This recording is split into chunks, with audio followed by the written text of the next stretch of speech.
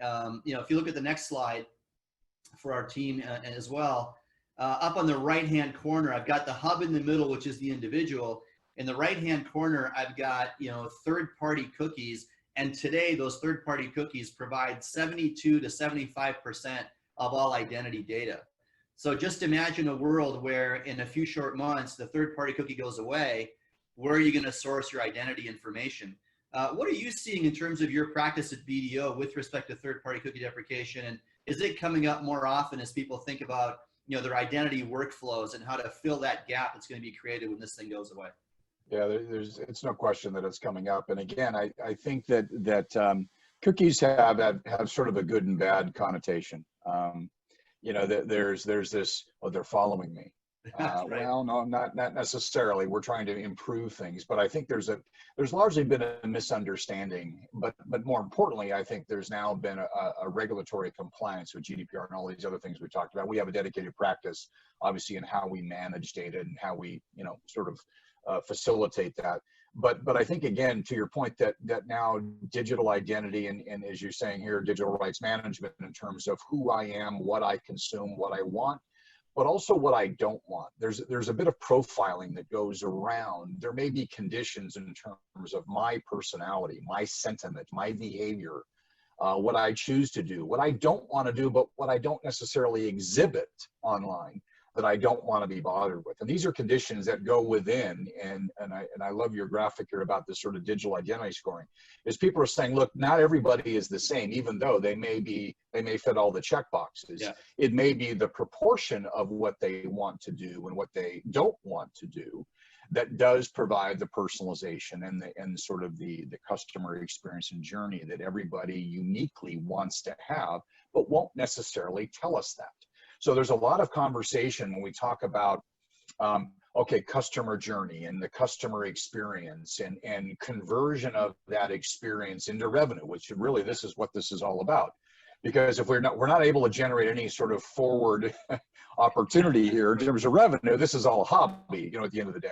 So I think it's important to understand that the cooking aspects of where we have been is now changing to this sentiment scoring, understanding, but not clinically, but dynamically. And the question now becomes, how do I do that? What solutions are available to me? Is there a broader impact across the way I do marketing in terms of my retargeting? When somebody visits my site or visits social, what happens in terms of that acquisition of sentiment, discussion, content, then into, can I convert that into some form of revenue?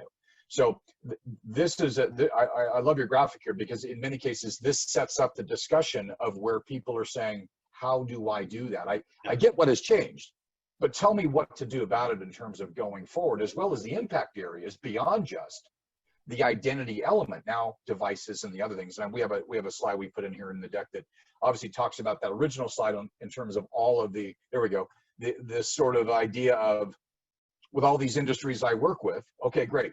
The original idea of, gee, I want a unified identity for all of them. Well, let's add the complicator, if we can say that, which is we have different people, we have different devices, they do many different things, they all work with very different services, they work with different entities, brands that they choose to have a relationship, and all of this has to be compliant for GDPR and other things. And again, the right to be forgotten, all of these other elements that we have to consider. So where do I start, right? And so these are things that we are constantly involved in terms of discussions of, not so much the DID discussion on how do I manage the identity, because that's the second part of the equation. But the first part is, what do I do and how do I build a strategy around that, and then work with companies like ADARA, where we can come in together and we can offer these solutions, that help them in their individuality of how they want to conduct business, which is part of their brand value to the marketplace.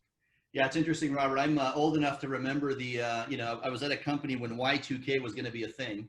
And we were all scrambling and saying, hey, wait a minute, our network's going to blow up, everything's going to end, the chip won't work, and it turned out to be a dud. In this case, it's really not a dud. The third-party cookie is going away. IDFA is going away. iOS and the Android folks have done their very best over the last bunch of years to sandbox the device so every single iPhone looks exactly the same.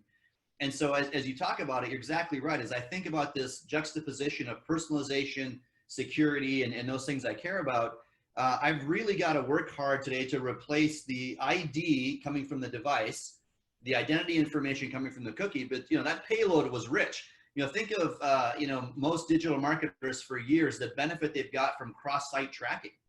I could dig into a cookie and pull out the fact, hey, I know where Robert's been searching, what he's been searching for, and that would really help inform my personalization. So both in this graphic and the one before that, as you think about replacing the device and replacing the cookie content, and then adding the element of, as you said, the government oversight, the regulators looking at privacy, ADARA kind of approaches this perspective from the idea that you have to start with permission data. This was your point, is understanding how to build it before you get to the identity. You start with permission data, you inform the customer so they understand that with a permission data model that has the data rights management in it. In other words, if I put a restriction on data, I want to make sure I've got a platform that allows that restriction to live through the life of the data. So throughout its workflows, wherever it goes, that restriction is preeminent and is never taken off. So that gives the consumer and the regulators confidence that this data will only be used for this intended purpose. And then if I take that and have a broad enough view of identity so that where I used to rely on third-party cookies, today I'm relying on a consortium of data across industries, as you said here, financial, e-commerce, travel, telecom, and so forth. If I can see that individual digital identity across that consortium and understand what that identity is doing, I suddenly can recreate those two bubbles we lost with respect to third-party cookies and with respect to devices. But here's the gotcha.